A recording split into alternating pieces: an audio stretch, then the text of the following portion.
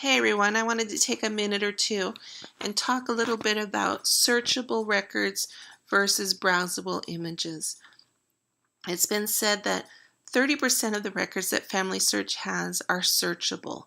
That's great. We can click onto the search feature and it's going to open up records, or it's going to open up opportunities. We can put in information about our ancestors and we can search for those records.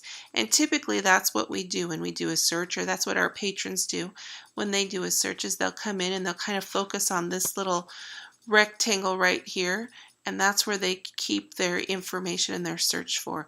I want to give you a couple of other ways to do it so that when you're working with a patron or with somebody in your ward, or even if you're doing your own things, that you can find those other 70% of records. Because if we find such a wealth of information already with this feature right here, just doing a simple search, there's 70% more that we can find if we go into those browsable images. So I'm going to show you two other ways to find some records that'll hopefully help expand our own research in those that we work with. The first one I'm going to show is just by clicking Browse All Published Collections. When I click on that, it's going to show all the collections that the church has. And you can see a lot of them are searchable. These ones right here, if I were to click on Alabama County Marriages, I can click on that and it's going to open up a search bar or a search window for me.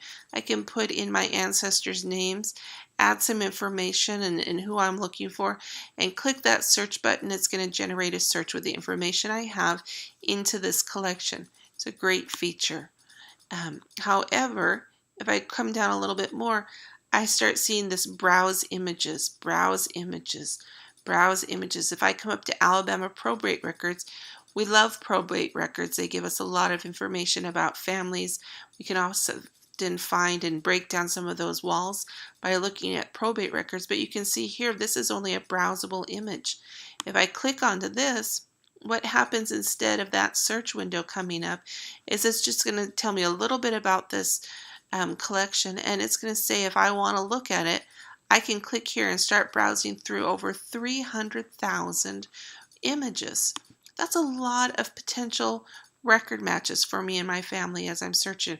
And I can just pick one of these counties. I could pick Geneva County if I know that that's where my ancestor was likely located, and I can see the different records that they have for the title and for the year. And I can see there's guardian records, settlement, wills, minutes, dowry rights, and estates.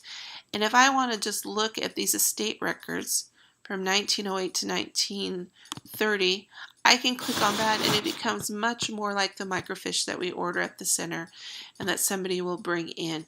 I'm going to have to click through this image by image to find what I'm looking for. But if I know that my family lived in this area, I'm going to want to look at these probate records because there's a wealth of information in probate records. We can enlarge these.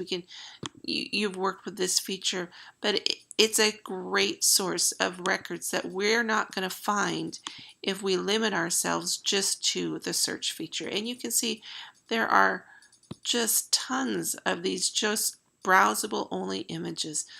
You can see this is showing every record in every collection that we have.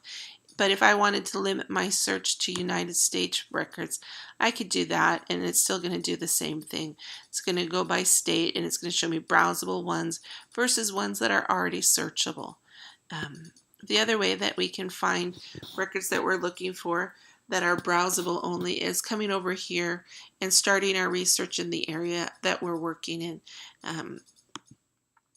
Typically it's North America, but we could search in any area and we could narrow it down by state if I wanted to.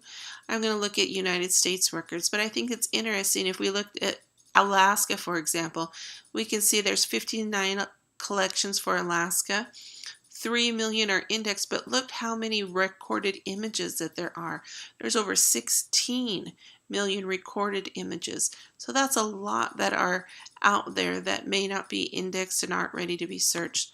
I'm going to click on the United States records and just so we can see, it gives me the opportunity to search the searchable records first. And that's what we normally do. We click on that and we start adding information and click search. But I can also go down here to the images to the historical records that they have images only of, meaning that we're not going to find them in the search window. They're just not there. There's no way we are going to find the information down here in this search window up here because they are not searchable yet. These are just collections. And you can see they go first by marriage and death. If I come down here some more, census ones, migration ones, there's military down here. There's just a bunch of records. You can see thousands and millions and thousands of records, and they're added to all the time.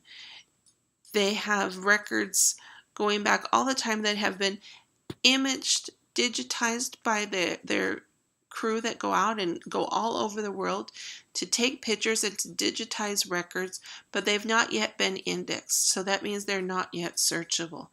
But you can see there are thousands and millions of records. If I wanted to look at the church file, this is a great one. If we're doing pioneer records or we're doing early church records, this record, this ECIF file is amazing. But we can't click and add our information and search for it. Instead, we have to click on click on that browse version, and it's going to open up, and it's kind of give us some ways to break it down. We can break it down a little bit by little bit, and then we're going to be able to look through these pioneer records and these early church records and find the things we want to. Find things we don't even know what we're looking for, but we know perhaps that we have an early family from the church in here somewhere, and we want to look at them. This, excuse me, this collection is a really fun collection. If you haven't looked through this and you have Utah members or early church members, I would really give this a look because there's just a lot of great pertinent information in here. But you can see I'm not going to find any of these over 1 million records if I just limit myself to that search feature. Another thing that I've been told that will be happening soon is that for these records that are not indexed but they are searchable only, soon, and they haven't told me when soon is, but they have said that soon records that are browsable will no longer be something that you can order on Microfiche, meaning that when you go to that Microfiche ordering page and it shows that there's a film and it shows that there's a browsable image, this little icon here, if it has a browsable image, you'll no longer be able to order that film to come to the center. And that's something that they said is coming soon. I don't know what soon means, but it's something we need to be prepared for. Instead, we can use that search feature in our home. We don't need to order it and come down to the center to use it. They'll be able to use it this way, and they won't be able to order them, in fact. Like I said, I don't know when that's happening, but I've been told that it will be happening soon. So take that for what it's worth. But either way, this box right here, please don't limit your search to just that, because you're limiting yourself to about a third of the collection that Family Search has. And when we get onto those brick walls and our people that we're working with get onto brick walls, let's make sure that we open up some of these browse options so that we can feature on collections that they might be able to find exactly what they're looking for, or the family member or the missing piece that they've been searching for years, simply because it's not been indexed and arbitrated yet. Let me know if you have any questions about this. You can email me. I'm at the center on Tuesday evenings. I'd love to hear from you. If you have any other tips or anything else that you want to share, please share those with us.